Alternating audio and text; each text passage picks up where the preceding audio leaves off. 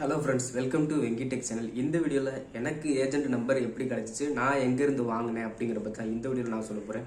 So முழுக்க நான் எப்படி சிங்கப்பூர் வேலை எனக்கு எப்படி கிடச்சிச்சு, எந்த ஏஜென்ட் மூலமாக வந்தேன் அப்படிங்கிற பற்றி தான் பேச போகிறேன். ஸோ நீங்கள் பார்க்குற நீங்கள் இது மாதிரி ட்ரை பண்ணாதீங்க. ஏன்னா சிங்கப்பூர் ஏஜென்ட்டுங்க பெரும்பாலும் ஏமாத்துறதுக்கு தான் இருக்காங்க. ஸோ அதனால் நீங்கள் பண்ணுறீங்க அப்படின்னா கொஞ்சம் கேர்ஃபுல்லாக பண்ணுங்கள். ஸோ நான் உங்களை ட்ரை பண்ணுங்கன்னு சொல்லலை, நான் எனக்கு எப்படி கிடச்சிச்சு அப்படிங்கிற மாதிரி தான் சொல்ல போகிறேன். ஸோ இது மூலமாக உங்களுக்கு ஒரு ஐடியா கிடைக்கும் இல்லையா? ஸோ ஃப்ரெண்ட்ஸ், வாங்க வீடியோக்குள்ளே போகலாம். சிங்கப்பூர் பற்றின நிறையா வீடியோக்கள் நம்ம சேனலில் போட்டிருக்கோம். ஸோ அதை பார்க்காதவங்க போய் பார்த்துக்கோங்க. மேலும் சிங்கப்பூர் பற்றின தகவல்களுக்கு நம்ம வெங்கிடெக் சேனலை சப்ஸ்கிரைப் பண்ணிக்கோங்க. ஸோ ஃப்ரெண்ட்ஸ், நான் என்ன பண்ணுறேன், சிங்கப்பூர் வேலைக்காக என்னோட ஃப்ரெண்ட்ஸ்கிட்ட ஏஜென்ட் நம்பர் கேட்குறேன், கிடைக்கல. அப்போ நான் என்ன பண்ணேன்னா ஃபேஸ்புக்கில் போயிட்டு சர்ச் பண்ணுறேன். சிங்கப்பூர் எஸ்பாஸ் ஜாப் அப்படின்னு சொல்லி போடும்போது பார்த்தீங்கன்னா குரூப் வருது. ஃபேஸ்புக் பேஜில் நிறையா பேஜ் வருது, அதாவது ஃபேஸ்புக்கில். அந்த பேஜை ஓப்பன் பண்ணி பார்க்குறேன். ஓப்பன் பண்ணி பார்க்கும்போது ஒரு 3 இயர்ஸாக ஆக்டிவாக இருக்கிற மாதிரி எதுவும் பேஜ் இருக்கா அப்படின்னு பார்க்குறேன்.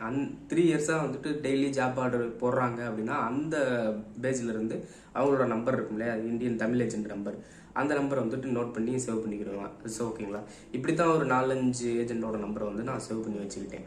சேவ் பண்ணி வச்சதுக்கப்புறம் என்ன பண்ணேன், அவங்களோட குரூப்பில் என் நம்பரை ஆட் பண்ண சொல்லி அவங்க ஜாப் ஆர்டர் போடுவாங்க டெய்லி. அதை நான் ஃபாலோ பண்ணிக்கிட்டு எனக்கு பிடிச்ச மாதிரி எந்த ஜாப் வருதோ அதுக்கு பேசி அப்படி தான் நான் ஏஜென்ட் மூலமாக சிங்கப்பூர் வேலைக்கு வந்தேன். ஸோ இதில் நான் என்ன சொல்கிறேன்னா, ஏஜென்ட்டுங்கிறவங்க எல்லாருமே ஏமாத்தவங்க அப்படின்னு சொல்ல முடியாது. ஸோ ஓகேங்களா, சில பேர் உண்மையாகவும் பண்ணுறதுக்கும் இருக்காங்க.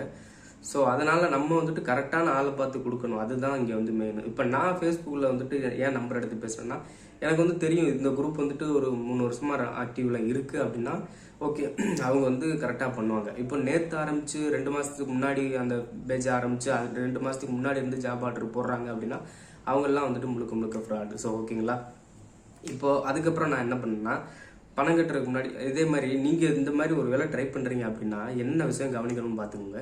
நீங்கள் ஃபேஸ்புக்கில் நம்பர் எடுக்கிறீங்க அப்படின்னா அந்த ஃபேஸ்புக் பேஜ் ஒரு 3 வருஷமாவது ஆக்டிவாக இருக்கான்னு பார்த்துக்கோங்க. ஒரு 2 வருஷமாச்சும் டெய்லி ஜாப் ஆர்டர் போடுறாங்களான்னு பார்த்துக்கோங்க. பார்த்துட்டு அந்த ஒருவேளை அவங்க 2 வருஷமாக ஜாப் ஆர்டர் போடுறாங்க அப்படின்னா அவங்க நம்பர் எடுத்து சேவ் பண்ணிக்கோங்க. சேவ் பண்ணிவிட்டு வாட்ஸ்அப் குரூப்பில் வாட்ஸ்அப்பில் குரூப்பில் ஜாயின் பண்ணிக்கோங்க, அவங்களோட குரூப்பில். ஸோ அவங்க டெய்லி ஜாப் ஆர்டர் போடுவாங்க, பார்த்துக்கிட்டே இருங்க. பார்த்துட்டே இருக்கும்போது ஒரு மாதம் வரைக்கும் அவங்களோட ஜாப் ஆர்டர் அப்படியே பார்த்துட்டு கேட்டுக்கிட்டே இருங்க. இது என்ன சர்வீஸ் ஆச்சு, இது என்ன சர்வீஸ் ஆச்சுங்கிற மாதிரி கேளுங்க.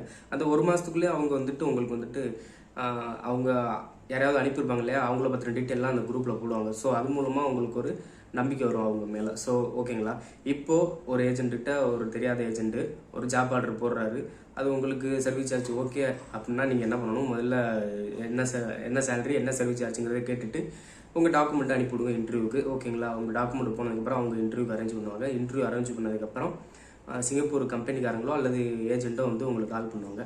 கால் பண்ணதுக்கப்புறம் இது வரைக்கும் நீங்கள் காசே கட்டக்கூடாது, சரிங்களா? எந்த ஒரு பணமும் கட்டிடாதீங்க இது வரைக்கும். இப்போ இன்டர்வியூ முடிஞ்சிருச்சு, சிங்கப்பூர் ஏஜென்ட்டோ யாரோ ஒருத்தவங்க உங்களை கால் பண்ணி இன்டர்வியூ எடுத்துட்டாங்க.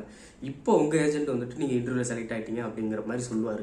ஸோ இதுக்கப்புறம் தான் நீங்கள் மினிமம் $300 $500, அதாவது நம்ம ஊர் காசுக்கு ஒரு $20,000 $30,000 இதுதான் நீங்கள் இனிஷியலாக பே பண்ணணும். இந்த அமௌண்ட் எதுக்குன்னா இந்த அப்ளிகேஷன் கவர்மெண்ட்டில் அப்ளிகேஷன் போடுறதுக்காக அந்த அமௌண்ட் நம்ம கட்டியே ஆகணும். ஸோ இவ்வளோ அமௌண்ட் கேட்டால் மட்டும் கட்டுங்க. $20,000 $30,000 மட்டும் ஒரு ஏஜென்ட் கேட்குறாங்க அப்படின்னா இதுதான் கட்டணும். அவங்க வாட்டுக்கு நீங்கள் இன்டர்வியூவில் செலக்ட் ஆகிட்டீங்க, ஒரு 2 லட்ச ரூபா 1 லட்ச ரூபா முதல்ல போட்டு விடுங்க அப்படின்னா கண்டிப்பாக அவ்வளோ அமௌண்ட்லாம் நீங்கள் போடாதீங்க. முதல்ல அப்ளிகேஷன் போகிறதுக்கு இவ்வளோ தான், $20,000 $30,000, இதுக்கு மேலே நீங்கள் போடவே போடாதீங்க தயவுசெய்து.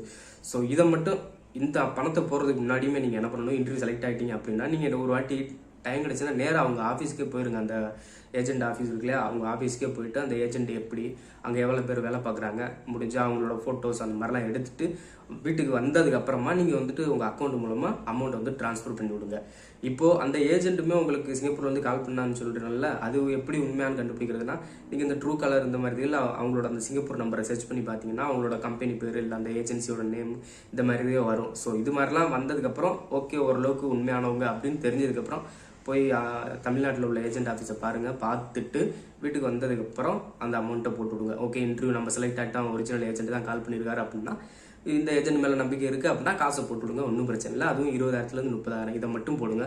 போட்டதுக்கப்புறம் இன்னைக்கோ அல்லது ஒரு நாள் 2 நாள் இவ்வளோ தான், இதுக்குள்ளே வந்துட்டு அப்ளிகேஷன் வந்துட்டு அவங்க அப்ளை பண்ணிடுவாங்க. ஸோ அப்ளை பண்ணதுக்கப்புறம் நீங்கள் வந்துட்டு எம்ஓஎம்ல வந்து செக் பண்ணி பார்க்கலாம். அது வந்து உண்மையிலே உங்கள் ஏஜென்ட் அப்ளை பண்ணியிருக்காரா, இல்லை அவர் எதுவும் ஸ்க்ரீன்ஷாட்டு பேர் எடிட் பண்ணி உங்கள் பேரை போட்டு கொடுக்குறாரா அப்படிங்கிற மாதிரி நீங்கள் வந்து செக் பண்ணி பார்த்துக்கலாம். ஸோ நீங்கள் செக் பண்ணி பார்க்குறது எப்படிங்கிறதே நம்ம சேனலில் போட்டிருக்கேன், போய் பார்த்துக்கோங்க. ஸோ நீங்கள் செக் பண்ணி பார்த்ததுக்கப்புறம் உங்களுக்கு செக் பண்ணிட்டீங்க அப்படின்னா ஒன்றும் பிரச்சனை இல்லைங்க. இதுக்கப்புறம் அவர் வந்துட்டு மீதி சொன்ன காசுலாம் நீங்கள் எப்போனாலும் போட்டு விட்டுக்கலாம். சரி ஓகேங்களா. உங்கள் பேர் அதாவது ஐபிஏ அதாவது வந்துருச்சுன்னு வச்சுங்களேன், ஐபிஏன்னு சொல்கிறேன் பாருங்க, அந்த அப்ளிகேஷன் போட்டது வந்துட்டு நம்ம உள்ளே போய் எம்ஓஎம் வெப்சைட்டில் பார்க்க முடியுது அப்படின்னா போதும், நீங்கள் வந்துட்டு பணம் போட்டுடலாம். ஏன்னா உங்கள் பேர் தான் அங்கே வந்துருச்சு, அப்ளிகேஷன் ஸ்டேட்டஸ் சக்ஸஸ் அப்படிங்கிற மாதிரி வந்துச்சுன்னா நீங்கள் வந்துட்டு இனிமேல் வந்து தைரியமாக மீதி என்ன பணமோ ஒரு 3 லட்சம் 4 லட்சம் மீதி பணம் இருக்கும்னா அதை வந்து தைரியமாக நீங்கள் போட்டு விடலாம். ஸோ ஓகேங்களா. அதனால தான் நான் சொல்கிறேன், ஃபஸ்ட் எடுத்தோன்னு நீங்கள் வந்துட்டு 1 லட்சம் 2 லட்சங்கிற மாதிரி போட்டு விடாதீங்க. ஃபஸ்ட்டு இன்டர்வியூ அட்டன் பண்ணுங்கள். அது வந்துட்டு கரெக்டான ஏஜென்ட்டான்னு பார்த்துக்கோங்க. பார்த்துட்டு ஒரு வாட்டி ஆஃபீஸை பார்த்துக்கோங்க. பார்த்துட்டு அமௌண்ட்டை போட்டு விடுங்க. அமௌண்ட்டை போட்டுட்டு அந்த இதை செக் பண்ணி பார்த்துக்கோங்க. செக் பண்ணி பார்த்ததுக்கப்புறம் உண்மையாக இருந்துச்சுன்னா மீதி பணத்தை போட்டுவிடுங்க. சரிங்களா. ஓகே ஃப்ரெண்ட்ஸ், இது ஓயாமல் ஏன் இதையே சொல்லிட்டு இருக்கேன்னு பார்த்தீங்கன்னா, ஏன்னா இங்கே வந்துட்டு ஏமாத்துறதுக்கு நிறையா இருக்குங்க. 1 லட்சம் 2 லட்சம்னு திடீர்னு வாங்குறாங்க. அதனால வந்துட்டு நீங்கள் வந்துட்டு ஏமாந்துடாதீங்க. ஸோ என்னோட ஏஜென்ட் நம்பரும் நிறையா பேர் கேட்குறீங்க. நான் என்னோட ஏஜென்ட் நம்பர் தரலாம். ஏன்னு கேட்டிங்கன்னா, என்னோட ஏஜென்ட் வந்து என்னவே ஏமாற்றிட்டாருங்க. ஏன்னா கடைசி நேரத்தில் பாஸ்போர்ட்டை வாங்கி வச்சுக்கிட்டு அதுக்கு இவ்வளோ பணம் ஆகும், இதுக்கு இவ்வளோ பணம் ஆகும் அப்படிங்கிற மாதிரி நிறையா பணம் கேட்டுகிட்டே இருந்தார். ஸோ நான் அதுலேருந்து எப்படியாவது தப்பிச்சு வரணும் அப்படிங்கிற மாதிரி தப்பிச்சு வந்துட்டேன். ஸோ ஓகேங்களா. ஸோ அதனால தான் நான் வந்துட்டு என்னோட ஏஜென்ட் நம்பர் வந்துட்டு அவங்களுக்கு தர முடியல. எங்கே எப்படியோ சிங்கப்பூர் வேலைக்கு போனால் போதும்டா, அவங்கள விட்டு தப்பிச்சா போதும்டா அப்படிங்கிற மாதிரி நான் வந்துட்டேன். தேவையில்லாமல் அதிக பணம் கட்டி நானே கடைசியில் அவங்க நம்பரே டெலிட் பண்ணுற மாதிரி ஆயிடுச்சு. அதனால தான் நான் வந்துட்டு அந்த ஏஜென்ட் நம்பர் வந்துட்டு உங்களுக்கு தர முடியல. ஸோ எப்படியோ நல்லபடியாக உள்ளே வந்துட்டேன், அது வரைக்கும் பிரச்சனை இல்லை. ஸோ அதனால தான் ஃப்ரெண்ட்ஸ் என்னோட ஏஜென்ட் நம்பர் நான் உங்களுக்கு தர முடியல. ஸோ இந்த வீடியோ இவ்வளோ தான். ஸோ ஃப்ரெண்ட்ஸ், இந்த வீடியோ பிடிச்சிருந்துச்சுன்னா லைக் பண்ணுங்கள். என்றைக்குமே பணம் கட்டுறதுக்கு முன்னாடி ஒரு வார்த்தை யோசிச்சுக்கோங்க. என்னகிட்டே கூட நம்ம இன்ஸ்டாகிராம் லிங்க்கு கூட நான் வந்துட்டு கமெண்ட்டில் போட்டுறேன், அதுலேயும் கூட மெசேஜ் பண்ணிக்கோங்க. மற்ற எந்த ஒரு ஹெல்ப்னாலும் நான் உங்களுக்கு வந்துட்டு பண்ணித்தரேன். ஓகேங்களா. பணம் போகிறதுக்கு முன்னாடி கொஞ்சம் கேர்ஃபுல்லாக இருங்க. ஸோ ஃப்ரெண்ட்ஸ், மீண்டும் அடுத்த வீடியோவில் சந்திக்கலாம். சிங்கப்பூர் பற்றின மேலும் பல வீடியோக்களுக்கு வெங்கிடெக் சேனலை சப்ஸ்கிரைப் பண்ணிக்கோங்க.